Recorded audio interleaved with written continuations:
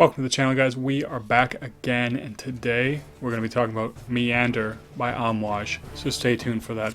And if you like fragrance reviews, first impressions, and top picks list, hit that subscribe button for more content. So Meander was one of a couple fragrances that was recently released by Amouage. The other one that I actually did talk about is Enclave.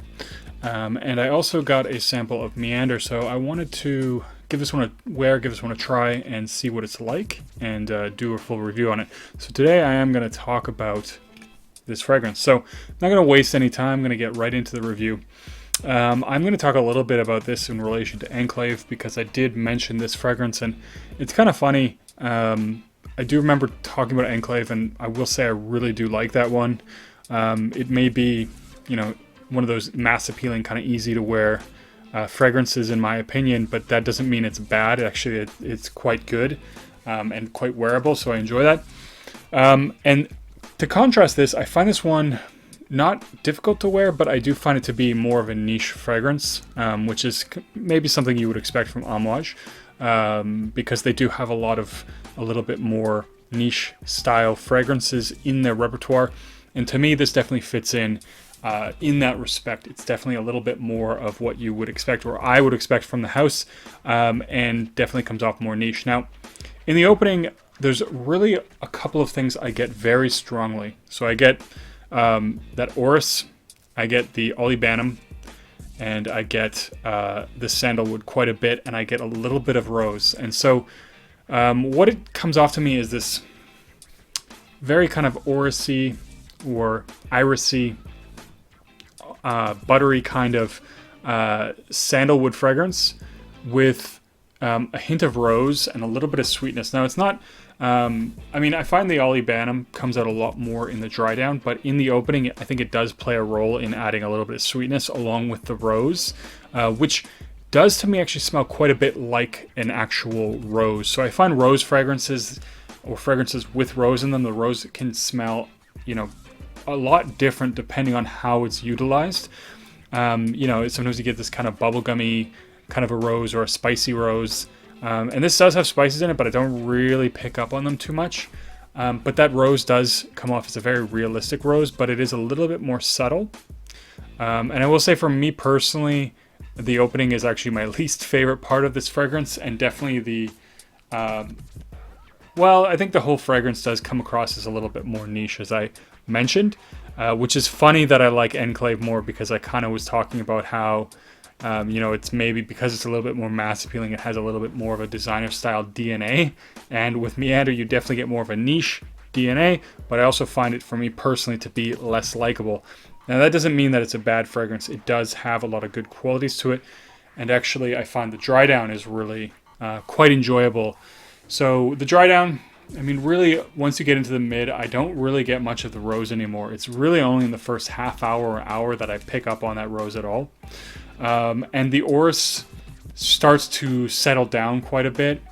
And as you get into the dry down, I personally don't pick up on the orris at all. In the dry down, it's more of an olibanum and sandalwood fragrance. So it is quite woody. And it's actually quite a nice woodiness. Now, there is a light smokiness and a little bit of sweetness coming from that olibanum that gives it a very nice, it's not a super resinous kind of a smell, but it is a little bit of sweetness, a little bit of robustness, and like I said, there is a little bit of a woody smokiness there. The sandalwood is very good quality, in my opinion, at least from what I've sampled. The fragrances that I've tried, I feel like the sandalwood that they use in this is a good quality sandalwood, and it does have a very nice, creamy, luxurious kind of a sandalwood profile there that's actually really enjoyable. Now, in terms of wearability, I think this is actually, it is something I think would be better for fall or maybe spring. I'm not sure that I would say that this one here is really the best for the winter. It is fairly strong, but it's not beast mode by any means. And it's not like really sweet or really smoky or really boozy or whatever, any of those types of qualities that I often, at least for me, or really spicy, that I find to be the qualities that I usually personally look for in a winter fragrance. Doesn't mean you couldn't wear this in the winter, but I think just the way that it is a little bit more, especially in the dry down, much more woody. It goes well in the fall or spring. There is that transitional period where, especially in the spring, it feels like those fragrances that have a little bit more of the woodiness, the natural qualities, the vetiver, all those things, I feel like those always work well in the spring. You don't want to go full freshy, at least in my opinion, or at least my taste. I don't tend to, but I do like those woody fragrances for that time period. Now, in terms of sort of the occasions, this is fairly classy. So I think you could wear this in a more formal occasion for sure. But I think ultimately it is kind of one of those niche casual fragrances too.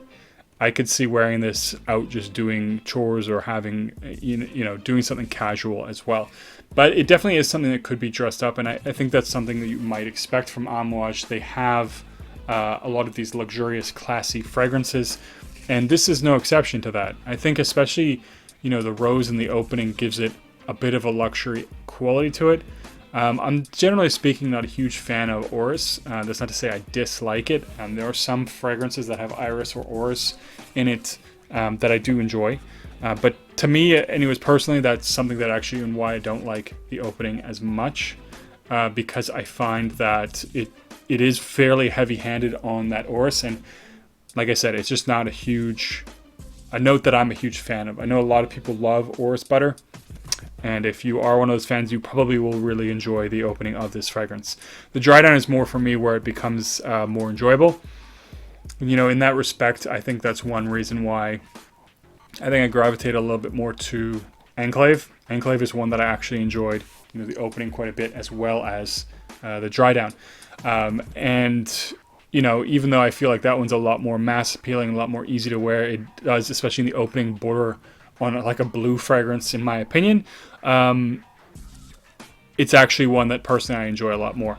This one, not a bad fragrance, and I think if you are looking for something that's a little bit more niche, and has, of course, the quality elements to it, it's blended really well, and has a somewhat unique profile, I think this is a good choice, something you should get a sample of. Now, there is something else that, I think some people have been saying about this one, that it's ultimately too simple, especially for the price point. Now, of course, I find it hard to ever justify the price point of retail for Amouage, because they're like $300 and something, and that's a lot of money to spend on a fragrance. I think on a discount price, Amouage can definitely be worth it, but $300 for a fragrance, I'd have a hard time paying that for anything. But back to the point, the thing is that it might be relatively simple in the fact that it doesn't have a ton of notes. The notes that stand out in it are fairly few. So I might get maybe four notes in total that really stand out in this fragrance, and the way in which they interact or blend changes, whether it's the mid, the opening, or the dry down. But I also don't think that a niche fragrance needs to have like the note breakdown of a Roja fragrance, which is like 20 or 30 notes, and most times you can't pick them all out anyways, at least I can't. It is a straightforward fragrance in the sense that, it has, to me, more or less an opening and a dry down that are not super complex, but the way that they're blended, the way that the notes put together, do come off very niche to me. So I would never describe this as something, or never expect something like this to be released by a designer by any means. So this is something that, to me, you would only get from a niche brand. So maybe you find the sandalwood dry down to be too simple, but it is well done, and I don't think it's a straight up just sandalwood note. It's not like a Molecule 01 where you get just ISO-E Super, that's the fragrance. You pretty much might as well just buy ISO-E Super oil yourself, and because it's way cheaper to do it that way, and you get the same fragrance. So it's not like that at all, I find. So it does have some notes mixed together, some blending that's done and done well. And so for that reason, I don't think this is overly simplistic. It's not a super complex fragrance that has a lot of changes throughout, but it is quality, it is niche, in my opinion, and I don't feel like this is out of place for an Amouage fragrance at all. So this is one that I definitely feel like people who have tried a lot from the brand will definitely feel like this is an Amouage fragrance for sure. It feels exactly like something that they would create. And of course, it is something they did create. So anyways, those are my thoughts on Meander. I do think it's worth checking out, especially if you like sandalwood or if you like orris. This is definitely a good example, I think, of both of those. I mean, even the orris borders on being, for my personal taste, good, which is, I mean, I just don't really like it. So when I do like it, it is a bit more of a rare thing. Anyways, I think I'm going to cut the video there, guys. If you tried anything from the new Amouage, have you tried Enclave or Meander, let me know in a comment down below. If there's anything else from Amouage you think I should check out, do a review on, also let me know down below. And as always, don't forget to like and subscribe. I'll see you guys in the next video.